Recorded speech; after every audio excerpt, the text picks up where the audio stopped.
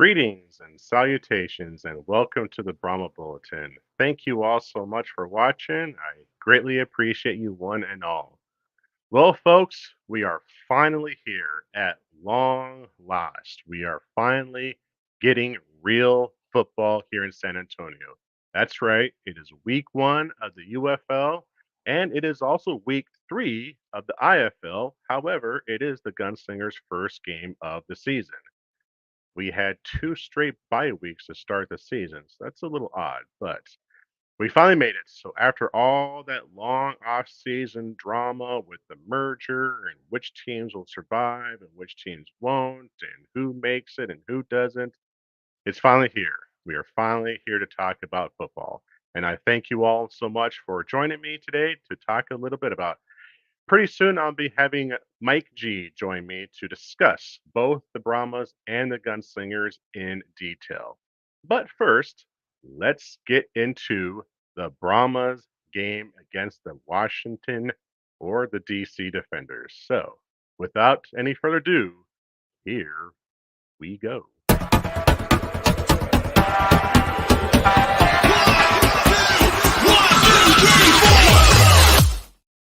All right, it is week one of the UFL, the first game for the Brahmas and the Defenders and the entire league, the very first game in UFL history. So, what do we have? When it comes to the game day, well, it's going to be played at the Alamo Dome, obviously, here in San Antonio, Texas. Right now, the weather is saying it's going to be 83 degrees. It's going to be partly cloudy with a 24% chance of rain with 12-mile-an-hour winds. This is obviously not going to apply inside because it's going to be played in the dome. But for all you tailgaters out there, there's going to be a 24% chance that we may get rained on. So keep that in mind when making your plans for tailgating. Now, the gambling line right now, Vegas, according to DraftKings, saying that the DC Defenders are 6-point favorites and the over under is 44.5 points. So take that for what you will. I think it's a great bet. I'm going to take that all day because, spoiler alerts, I think that DC is going to lose in this game. All right. So let's get on to our keys and our predictions for the game. All right, let's bring in Mike G to join me. Hey, how's it Howdy, going? Mike. How you doing today? Pretty good, pretty good. How about yourself? I'm peachy. Thank you very much. All right, you ready to talk some Brahmas and gunslingers? I am, but unfortunately, we're only broadcasting to YouTube right now. So our Ooh, Twitter followers and our Facebook followers are not watching. oh, that is no bueno. Because I'm looking at Facebook and it's. Oh, I did get a message when I logged into StreamYard that's saying that there might be some issues sharing with Facebook. So that might be why we're having some problems. Yeah, other groups have been having that issue as well in the So it last might few not days. just be us. Okay, so I'm going to share it to Twitter first before we proceed without hashtagging it or doing any of that correctly, but we'll get it sorted out. Yes, sir. Gotta love technology, huh? Yes, sir. Okay. So you'll have to forgive me for a second here while I get caught up Hey, no with problem, brother. some No problem things. at all. All right. So right now, my three keys to victory. I'll cover mine first. When it comes to the Brahmas Defenders game, my first key to the Brahmas victory is that the Brahma Bulldozers need to protect the quarterback. Now, the Brahma Bulldozers is what I like to call our offensive line. So last year, the Brahmas gave up the third most sacks in the XFL, and we only had one offensive lineman that played the entire year. So that's going to be my big key is that we need to protect the quarterback. Now I know last year it was Jack Cohn and he was not exactly the most mobile quarterback out there. And our like I said, our offensive line was decimated. I mean, week one we lost I think three of the four starters. And we only had that one guy play the entire year. Week one, we lost four starters on the offensive line. Oh yeah. Eesh. So, yeah, I mean, I'm a big Jack Cohen fan. I'm a Notre Dame fan, so I watched him play. But I'm not a homer. The guy is not laterally side to side very quick, but in a straight line he'll get you some yards. Right. But with that line just being injured and not having time to gel, it really hurt us at the beginning of the season. But that was last year. That We're was gonna last see year. we're gonna see what AJ Smith can pull out for this year. Yes, sir. Yes, sir. So, what's your key to victory? Right now, with the unfortunate injury of Abrams, and we don't know what their running game is going to look like, so they're going to rely heavily on Jordan Tiamo and his legs, and let's see what he can do. If we can come up with our defense, last year we had a tremendous defense. Our front seven was some of the best players in the league. We had Delonte Scott. My personal favorite, Jordan Williams, is back at linebacker. But our secondary, a lot of those guys like Barku, they left and they're not coming back. So it'll be interesting to see what our secondary looks like. That's where my personal key is going to be. If our secondary is as good or better than last year, then we've got a tremendous opportunity to win here. Absolutely. Absolutely. My second key to victory is the defense needs to bring the heat, kind of piggybacking on what you were saying. The Brahmas had the third most sacks in the XFL last year, and we had the top leading tackler in Jordan Williams, and we just added the second leading tackler in Devontae Beckett. Now, when you're talking about those two together, along with Delonte Scott, as we were mentioning, we have an outstanding defensive core. And I think that we just need to bring the heat and keep pressure on the quarterback. Yeah, definitely. And I'm listening. Sorry, but I got to shout out Jordan Williams, man. I loved watching him play last year. If I remember correctly, he was all defensive XFL Defensive Player of the Year. Leading tackler. So like during the game, I was like, okay, I'm just gonna watch him and see how he works. But I couldn't find him quickly enough because there's such movement in the game. Everybody gets set real quickly and they go. So I couldn't always find him pre-snap, but sure enough, once that ball snapped, he's either making the tackle, assisting the tackle, or cleaning it up. Every Hmm. play, every play. Yeah. And I see that your other key was Chase Garber's mobility. Yeah, I watched a little bit of film on him, not too much. I couldn't find any complete games on him, just highlights. Hmm. He's very mobile. Expect that. Expect to see him run. He could run for 40 or 50 yards in this game easily. He does have an arm; he can pass, but I didn't get to see too much of him in the pocket. The highlights were mostly these big runs, so I think that's probably what gave him the advantage in training camp over Quentin Dormady. Dormady can move, but not like this guy can. He's kind of a cross between Teamu and Danucci, if you can kind of figure that out. He's a little bit slower on the towards Danucci, but he can get out there, and once he's in the open field like Tiamu, he's gone. Yes, sir. Yes, sir. All right. So my third key to victory is that AJ Smith needs to capitalize on Greg Williams' aggressive blitzing. Now, if you remember last year, Jack Cohn threw for 301 yards against the defenders, and we gained 358 total yards of offense. Now, keep in mind that the Brahmas had the worst offense last year with an average of 246.3 yards per game. So if you can imagine that with our anemic offense that we had and the struggles that Jack Cohn did, even though he was performing better at the end of the year, if we can do that, just imagine now when we have AJ Smith and his offensive creativity, a much better offensive line, and with all the weapons that we have for him, I think that Greg Williams is going to be over aggressive. And when you live by the blitz, you're going to die by the blitz. Exactly. Yeah, I mean that's one of his biggest downfalls. Really is once that initial wave, if you can sustain yourself past that, you're leaving that defense wide open for some deep balls. And it. But he's so aggressive, you don't get a chance to look deep. He's so aggressive. You don't get a chance to do anything. He's got such exotic blitzes, and he's been doing this for a really long time. And he's probably the best defensive coordinator in the league. So that's very, very, very tough challenge for us right out the gate.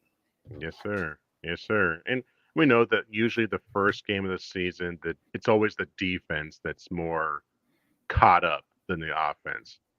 And we have no preseason games, so that does give an advantage to the defense. So that's going to be key, but I have faith that we are going to be much better prepared than we would normally be, because I think that with AJ Smith and his offensive creativity and the weapons we have and a much better line, I have faith that we'll be just fine. Definitely, and it's exciting because we really don't know who's going to do what yet. You know, everybody's filled with optimism, and rightfully so. I'm very excited to see what the Brahmas are going to be on both sides of the ball, but until we see it, we don't know. I really feel like no team has had more turmoil and change than the Brahmas. Everybody Right. else had the opportunity to stay where they were at. Even when the Roughnecks, when they went from the Gamblers to the Roughnecks, they stayed together as a unit. You know, that entire team became the Roughnecks, but that, you know, it was still the same coaches, still the same players. With the Brahmas, we have a little bit left over from last year. We have what came over with the old Roughnecks with Wade, and then we have the new players that we added in the drafts. So it's going to be interesting to see how all this fits together and if they can fit together right off the bat. Right. Exactly. All right. So let's get into a little bit of game predictions, the favorite part of everybody's segments. All right. So last year I did make a bunch of predictions for the season for the Brahmas, and I kept track of all my predictions. I did an accountability segment and held myself to the fire and admitted my awful, awful predictions. So last year, I was right 9.5 times, and I was wrong 18.5 times. Now, I gave myself half credit. And, honestly, I don't remember what it was that I predicted that I was like, yeah, I was kind of half right on that. But yeah, overall, I was 33% accuracy last year. Now, Mike, this is obviously your first time doing this with me. And also, if there's any viewers out there who would like to submit their predictions, please comment, leave a comment in there or DM either one of us, and we'll keep track of your predictions and see how well you fare against us. But we'll say right now we are all 0-0 and we are all tied. All right. So So I'm, my I'm first undefeated this week. Yes, we are all undefeated. That is right. All right. So my first prediction is that Quentin Dormady will throw for a touchdown. Now I know that Chase Garbers was named the starter, but I do believe that Quentin Dormady will enter the game at some point and he will throw for a touchdown. I see that because there was some talk about um, quarterback platooning. You know, back in the day, they used to do this guy would start and this guy would have second quarter. There's different combinations you can do. Hmm. You know, like if you're in the red zone, you're going to bring out, you know, a running quarterback per se. So I think with a lot of these guys being named starters who kind of surprised us, I think that might be the coaches kind of feeling out what do we have? Let's see this guy play. And they're kind of treating that first game like a preseason game. You know, you want to win, but you got to see what you got first going forward. Right, right, absolutely. All right. What's your first prediction? My first prediction,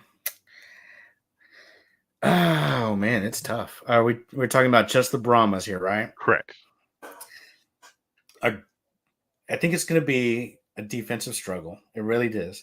Uh, um, I like our defense, even with the uncertainty of not knowing exactly who we have, and I know who Greg Williams has.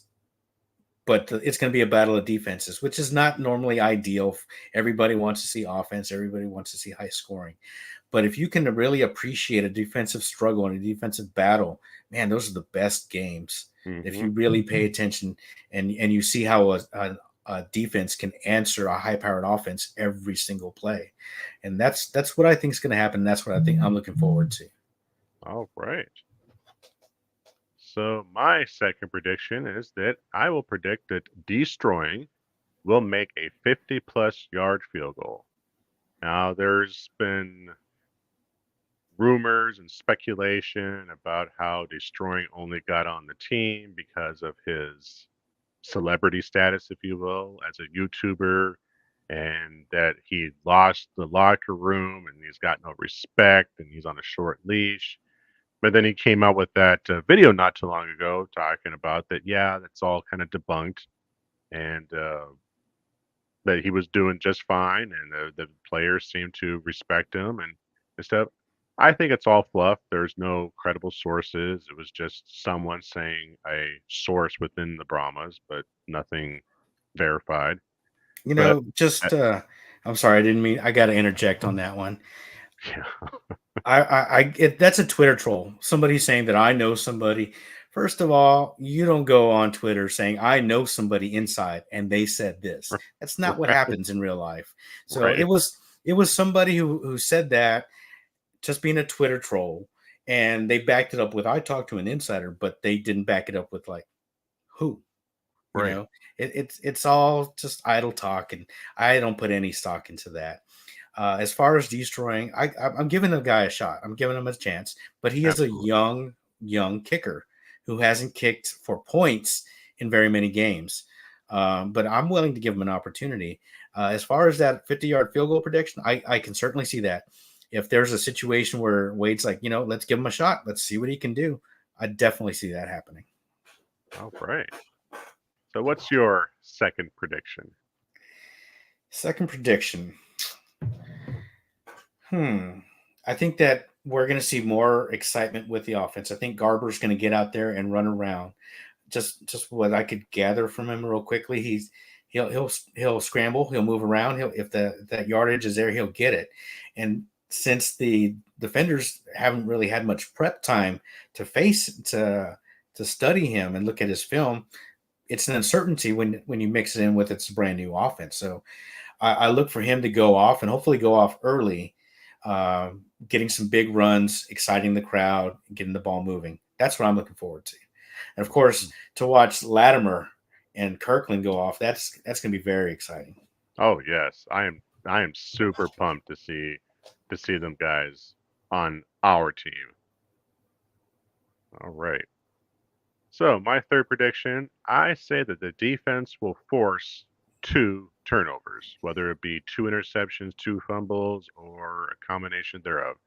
I think we are going to get 2 turnovers in this game. Yeah, I could see that. I could see that. I mean, again, with the uncertainty for the running back situation in Washington, we don't know how well those guys are going to do. I mean, granted, they were confident enough in what they had already that the new guy that they brought in, that Coach Barlow was like, I'm more than confident in him. Well, he didn't even make the team. Mm, So they've got to be confident with what they have, but it'll be interesting to see what they do. yes, sir. All right. Your third prediction. Sorry, I think I'm finally settled down now with everything that's going on. I'm going to predict a victory. I'm going to predict a 6-point victory at home on Easter. It's a game one of the Revenge Tour. Jackie from the Horns Forward podcast is talking about Revenge Tour, and I'm right there with her. That game was a tough game to swallow last year. Mm-hmm. Knowing that had that kick gone in, we could have been right there where Arlington was last year. We would have made the playoffs. We would have went to Houston, and I think we could have beat Houston. I definitely do. And then I think we definitely could have won the championship. And I know that's a little bit out there to say from a 3-17, but I think we could have competed last year for the championship. Oh, absolutely. Yep. I'm right there with you. We were. Oh man, it was. Oh, so close. I mean, poor John Parker Romo. I mean, he missed a field goal the first game of the season. Does not miss the the rest of the season. Even made that record-setting field goal in Lumen Stadium, the longest field goal in any league. Mhm. I don't know if that record still holds. I think it does. And then, right when you need it the most, just like 4 feet away, or I think it was like wide right by just a few feet. It wasn't even feet. I think it was like the width of the football. Yeah, Like yeah. after the Arlington game, after the first one here, I kind of sat down and looked at our schedule and said, if we get this game and this team should win that game and that it was either win in Vegas Mhm. or win against DC at home. Had we won in Vegas, that whole kick would have been moot. Right. It wouldn't have counted. It wouldn't have mattered, you know. Yeah. But we needed to get one, and we couldn't. We just couldn't. And we couldn't. Nope. No, sir. All right. My last prediction. I said that the defense will record 3 sacks. I mean, like I said, we have the two top leading tacklers from last year. We have Delonte Scott, who was one of the leaders in sacks last year. I just think that with all of that, and it's still I'm still kind of weirded out the fact that we did get rid of Drew Beasley, and he was way up there in rankings when it comes to defense. So yeah, I'm Well, like the guys on the Four and Sport podcast. Is if we were able to let him go, then who's replacing him? And they must be an absolute beast then. the my thinking on it, because like I said, I like to look at things from a different angle. Hmm. What defensive front did we run last year, I think it was the 4-3, and what are we running this year? the 3-4. So when you make that kind of switch, you're looking for different kind of linemen. You True. know, if you're going to 3-4, you're probably looking for a big run stuffer who's going to fill a gap, Hmm. as opposed to somebody who's going to try to penetrate. Things like that. I mean, I think that was one of the factors on that. Drew Beasley is no slouch. He'll catch on somewhere. Oh, But I no think doubt. it was because of the switch in defense. He might not have been the right fit. Right. Right. And I'm actually kind of surprised that he hasn't been picked up by anyone else at this time. Yeah, me too. Maybe he's waiting it out. I noticed a lot of guys are starting to sign with the CFL right now. Hmm. The cuts that were made in the IFL, a lot of those guys are going to the AFL. And then there's one of the kickers for Oregon, Shane. I don't want to butcher his last name. McElhenry was doing the kickouts, the tryouts for the CFL global draft that's coming up. So these guys will find jobs somewhere.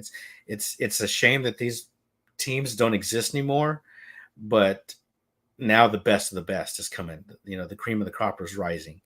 Every Hmm. single team improved starters somewhere, and every single team improved depth everywhere. So Absolutely. it's going to be fun. It's going to be definitely fun to watch. It sure will be. Absolutely. All right. So, wrapping up with the Brahmas section, my final score prediction. I predict a Brahmas victory 30-24. I think it's going to be, I wouldn't say a convincing win, but I don't think we're going to have any doubt. I think it's going to be a fairly comfortable victory, even though the score might suggest otherwise. But I really don't see us struggling or anything like that. I think it's really going to be a good game, high scoring than a lot of people would imagine it to be. But yeah, 30-24 victory, San Antonio over the DC Defenders. All right, and you got mine up there. Do you want me to run through it, or Yeah, absolutely.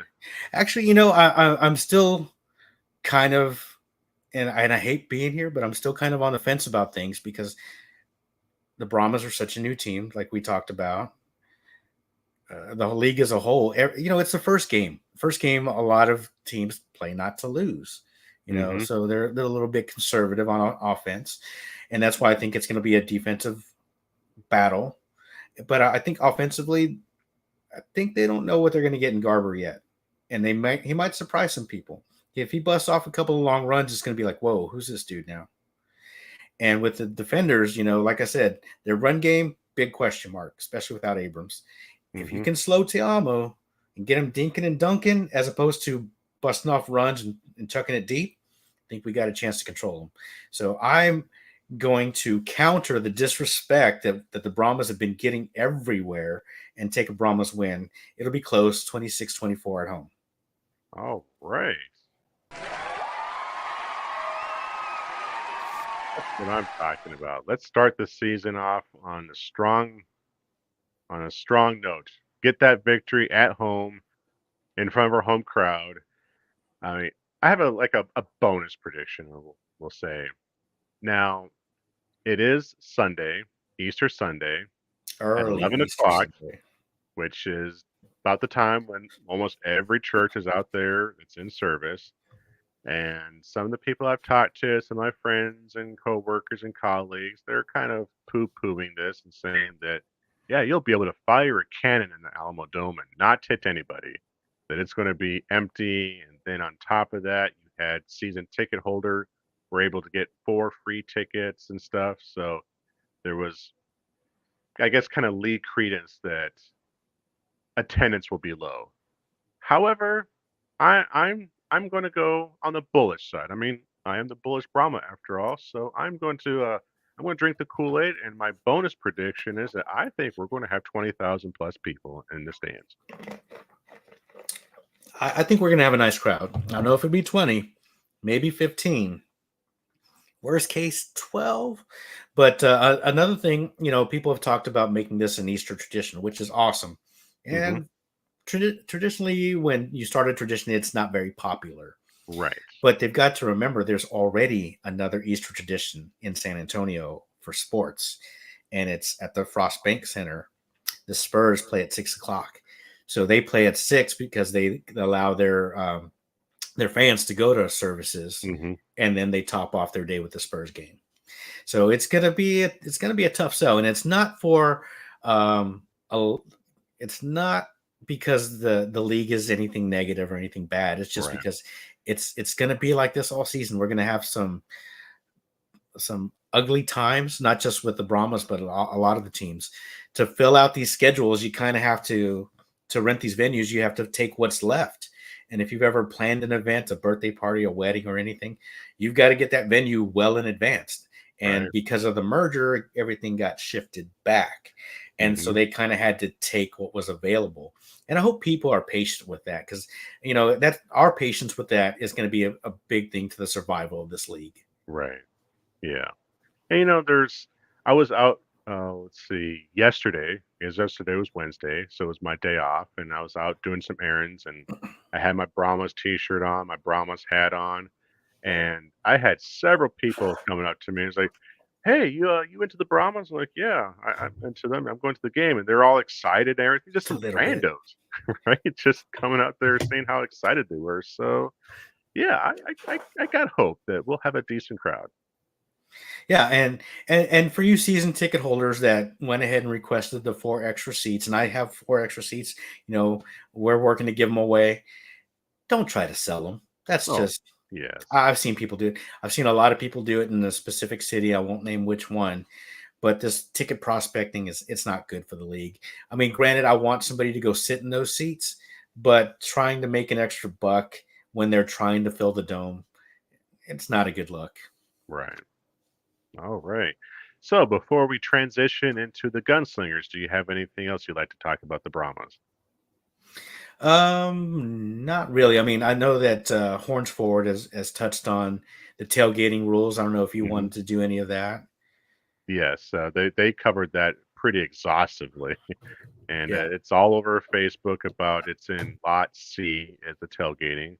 So C for they're calling it the corral, right? Yeah, Brahma Babe nicknamed it the corral, and we're just running with it. That's right. Let's run with it. So, So you gonna be out there tailgating? I will be there as close to 8 o'clock in the morning as possible. Wow.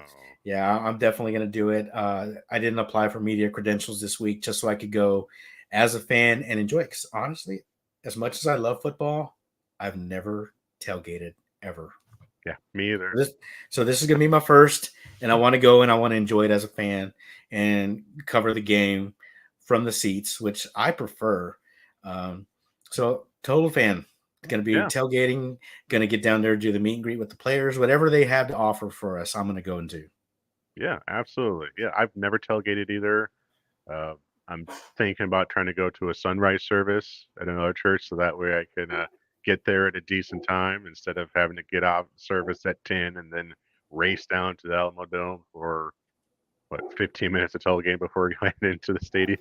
Oh, if you won't be able to even tailgate, you just park and walk in, and you'll be missing a little bit of it if you. Right, right. Don't they So have midnight services in there? A midnight Easter service on a Saturday night? there probably is. There probably is. But yeah, I mean, and I'm hoping that next year this is all resolved, because next year we'll know what teams exist. Will they need a facility? Yes. Will they need it on certain days? Yes. As Hmm. opposed to, we don't know if there's going to be a team here. We don't know if there's going to be a team there. You know, Right. I I'm looking to the end forward to the end of the season as much as I am the beginning of the season, because year 2 and 3 is going to be where it's at. Exactly. Exactly. All right. So let's transition into the San Antonio Gunslingers.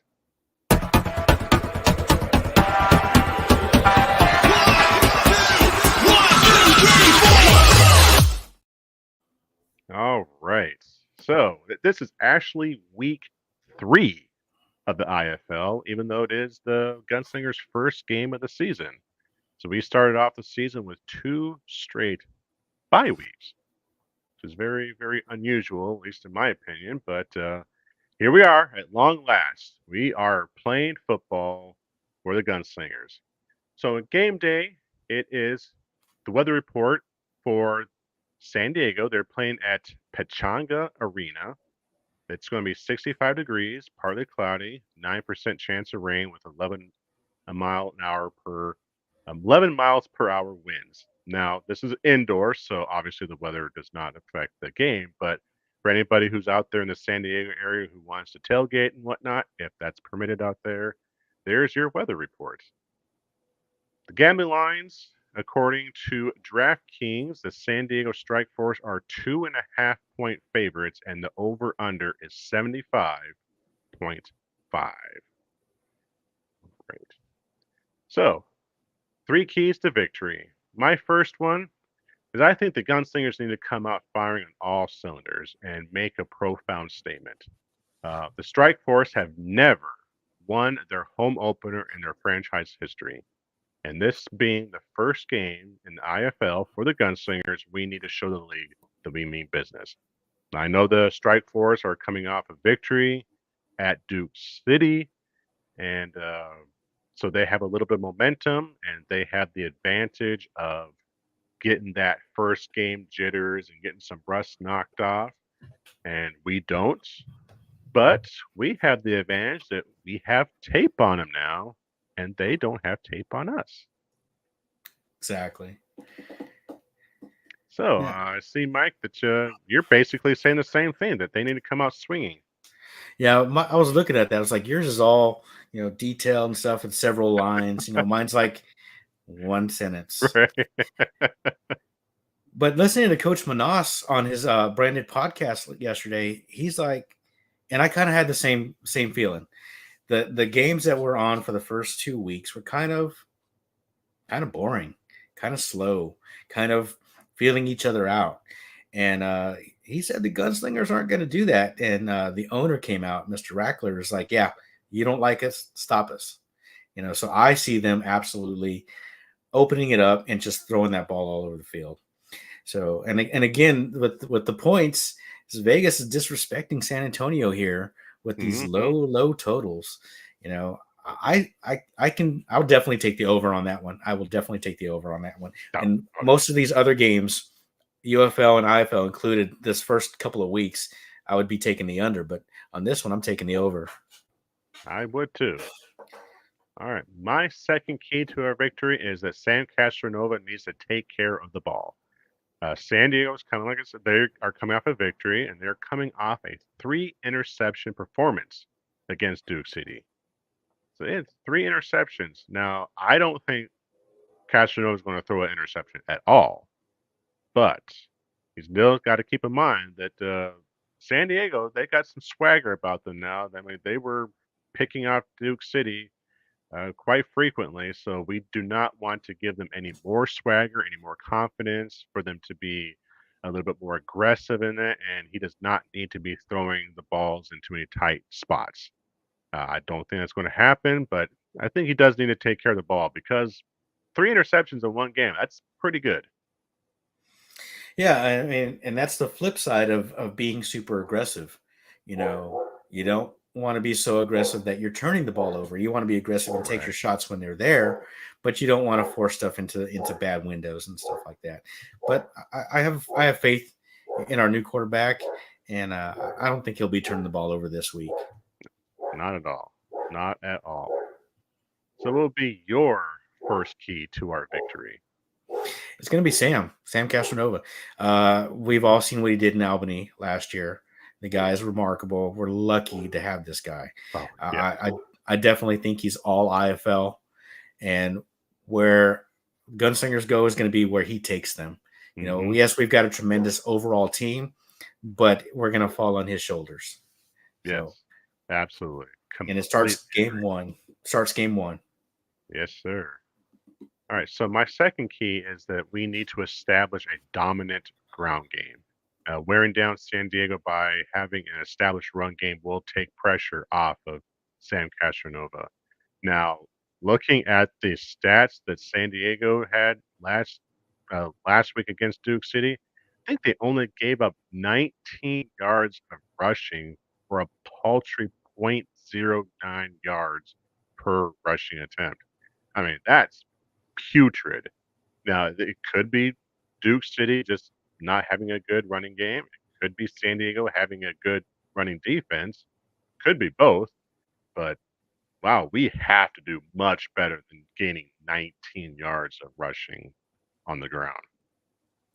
Yeah, I think we'll be able to cover that. I mean, I've got faith that we'll be able to cover that. And it's not just a run game. It's running to script. And what I mean by that is on certain downs you're going to run, but the defense knows you're going to run, so it's running, calling these plays that are off script to take Hmm. advantage of it. Running on a passing down. And I think that I don't know our offensive coordinator that well, but I just from the vibe that I get from listening to coach talk is that he's gonna be smart and he's gonna go for his opportunities when he gets the chance, and that's what I'm looking forward to. Yes, and I did have the honor of interviewing our offensive coordinator James Fuller a couple weeks ago, a former head coach, so he has head coaching experience. Like most of our staff on the Gunslingers have head coaching experience. So it sounds like we have very good hands, very capable hands that our team is in, and I have absolute confidence and faith that we will come up with more than just 19 putrid yards of rushing. No worries about that. But establish a good ground game, like in any level of football, is very important because you don't want just be pass, pass, pass, and the defense is just pinning their ears and going for you. You got to keep them honest, and having a good ground game is going to do that. And Sam might have that many yards by himself. Right? Yeah, absolutely. So, what's your second key to our victory? Second key. Now, honestly, I'll be real honest. I didn't do as much homework on San Diego as I could have. Been pretty hectic this week. So, I mean, the traditional factors. Limit turnovers, Hmm. stop the run game, stop the pass game, don't turn the ball over yourself. But I didn't really get to watch that Duke City San Diego game, so I'm not prepared on that one. So I'm going to pass it back to you. All right. All right. So, all right. Let's get into a little bit of game predictions, the favorite part of the show. All right. Like I said, the previous segment with the Brahmas, I do keep track of all the predictions. Now, this is my very first time doing predictions for the Gunslingers. So, just like you and me and the viewers out there, we are all 0-0. So, speaking of viewers, if anybody out there would like to make your predictions, just drop them in the comments or send us a DM later on, and I'll keep track of them. And next week, we will see how we all did. So, I'm just gonna tell you now. I'm just picking Brahmas across the board and Gunslingers across the oh, board. yeah, yeah. I mean, of course, got to drink the Kool-Aid. All right. So my first prediction is that Sam Castronova will throw for 4 touchdowns. Uh, I was thinking about doing like you said. Yours was throw for more than 3. I mean, you kind of qualified that. Mine was very specific. So if he throws for 5, unfortunately, I'm going to lose my prediction because I predicted exactly 4. We'll give you that one. We'll let you slide on the first show. Just put a little plus sign where that 4 is, plus 4 touchdowns. That's right. But yeah, I think he's going to throw for 4 touchdowns. Like we were saying earlier, that he is an amazing quarterback. He was absolutely stellar and brilliant with Albany/Jacksonville last year. And now in our system with the players that we have, he's just going to continue that.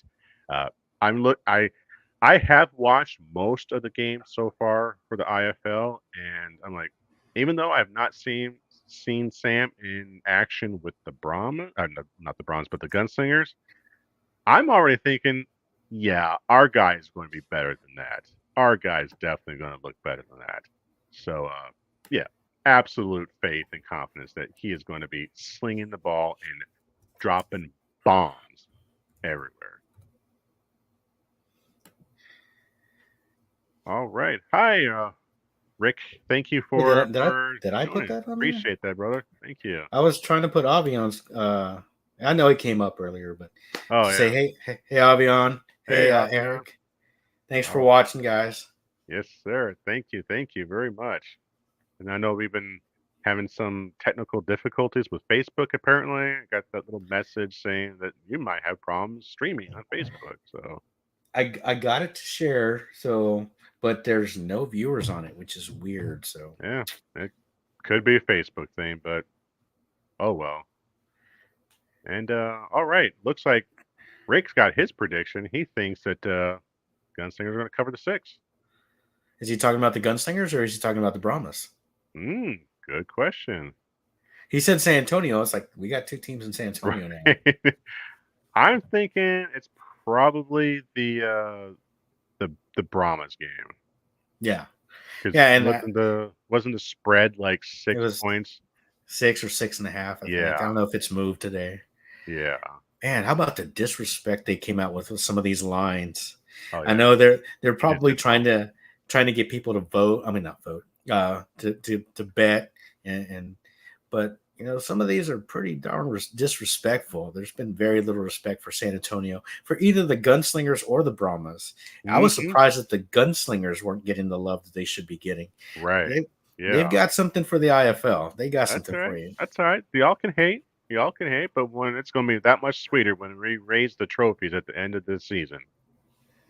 Yes, sir. All right. My second prediction is that Zach Brown will record 2 sacks. Now, I'm friends with him on Facebook, and so I follow all his posts. And then I was at the show last night. Yeah, you kept popping up on the live stream. I was like, "Hey, there's RJ." I mean, it was amazing. Like they had all the players out there, and it was the rain. It kind of sucked. It did rain, and there was some delays, but after we got going, it was amazing, and got to meet Zach Brown in person.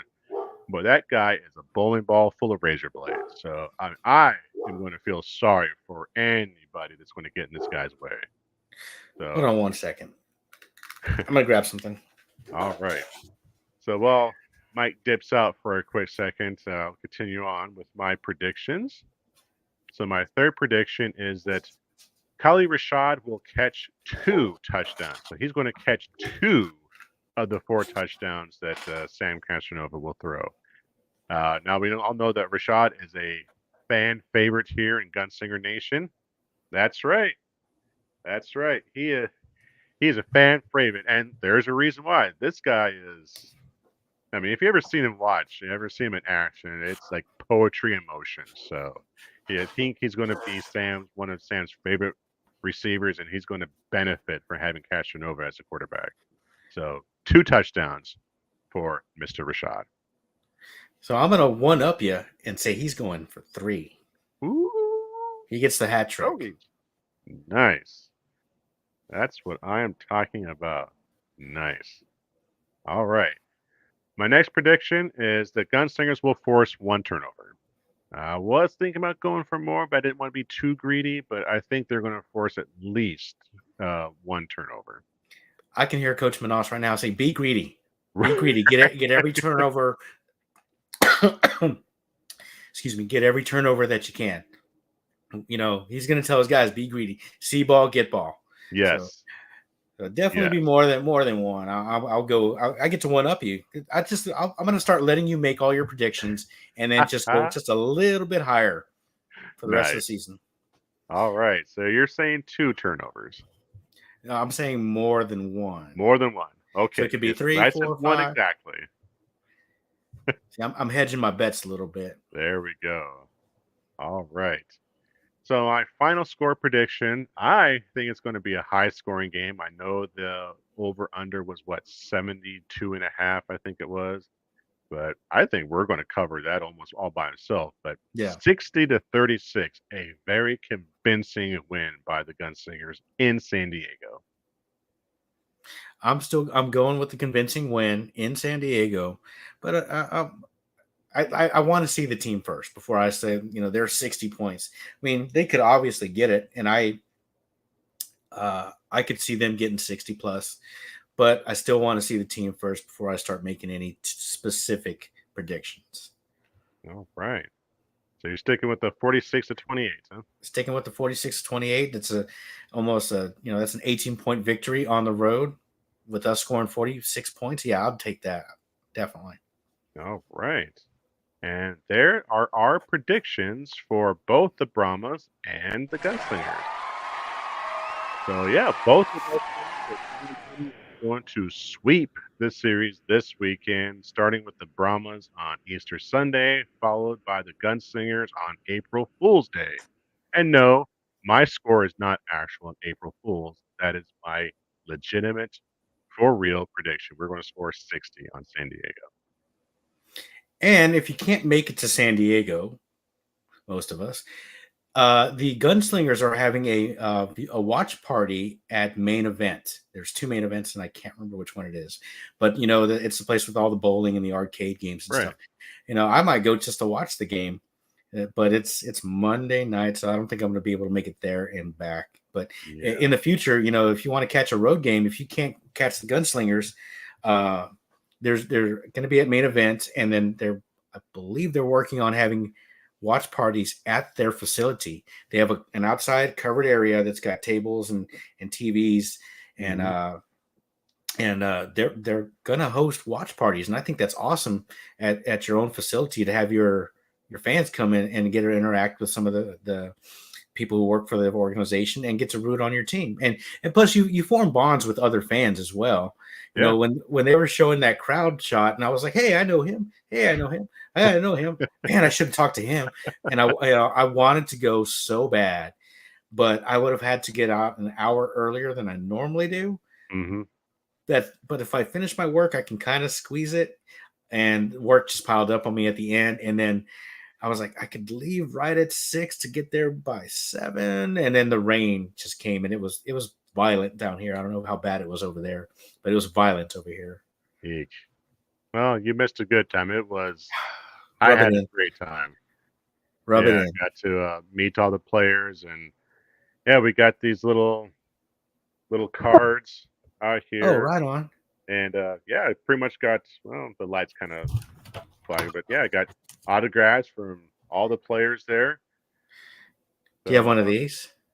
Oh yeah, I got to get those Fiesta medals. Yes. It's not really showing on there because of my background, but yeah, it's a Fiesta medal for the Gunslingers. I got one for the Brahmas as well. Yeah, I got one from last year, right? Yep. And dang, we're missing the season ticket membership shindig tonight. Yeah, it was unfortunate just because I have so much going on. I wanted to go, and if they still have open, we needed to ask: are they still going to have open practices during the season? That's the one question that I wanted to ask, and I forgot. But I'll message Ralph and be like, "Hey, are they still having open? Because if they're still having open practices during the season, I can get down there once a week and check it out." Mm-hmm. Yeah, absolutely. And Absolutely. you didn't tell me about. Well, you told me a little bit about that, but you're hitting all the events. You hit the meet and greet with the team. You went to the facility. What else are we doing here? We're trying to bring the full experience of being a Gunslinger fan out to you guys. So if there's Right. anything that we're missing, let us know. But we're going to Yeah, try to hit absolutely. every event. Every event. I know they have, I think they do have a Fiesta Medal event coming up here soon. Yes, and I believe they have an event this Sunday. No, not this Sunday. At Morgan's Wonderland. And if you're not familiar with Morgan's Wonderland, Right. it's a place where everybody can go. Anybody with uh, different abilities, they can go there and enjoy the rides uh, and the events. So it's an awesome place, and we'll get more details on that, and we'll definitely post it out. I'm going to post it out if I see it. Right. All right. So I think that wraps up our show for tonight. We went over week 1 of the UFL. We talked about the Brahmas and the Defenders game. Both of us predict the Brahmas are going to come out victorious. And we just covered the Gunslingers and the San Diego Strike Force in their week 3 matchup, although it is still the first game for the Gunslingers. And both of us are saying that the Strike Force are going to go down in flames against our Gunslingers. Yeah, and it'll be interesting to see Lacoby Tucker, see what he does. Yes, absolutely. That's a large individual. Oh yes. Oh man, at the show yesterday. So he was the last player that they had on the show before they called it the show. And I was sitting right there in the front because I wanted to be up front row, Joe. And he comes up to me and I'm just like looking up at this big behemoth. I'm like, good gracious, this man is a mountain. He's only 6'9", He just looks so much bigger than that. I'm like, good gracious. And I think he's going to absolutely dominate in the IFL. Yes. He's one of those guys like Beasley. He didn't get cut because he's bad. He got cut. Hmm. There's a lot of good players, and for him to be smart and take this opportunity to join the IFL when there's a lot of players out there without contracts, going, what do we do now? You know, Right. and he only Right. had to drive from Arlington because camp is right there in Arlington. He only had to drive down 35 a few hours, and boom, he's in San Antonio. Hmm. All right. Well, I think that that will do it for us then. So before we go, please, if you haven't done so already, check out our wonderful website we have here, alternativefootballnetwork.com. You will see here that we got all kinds of great content in here.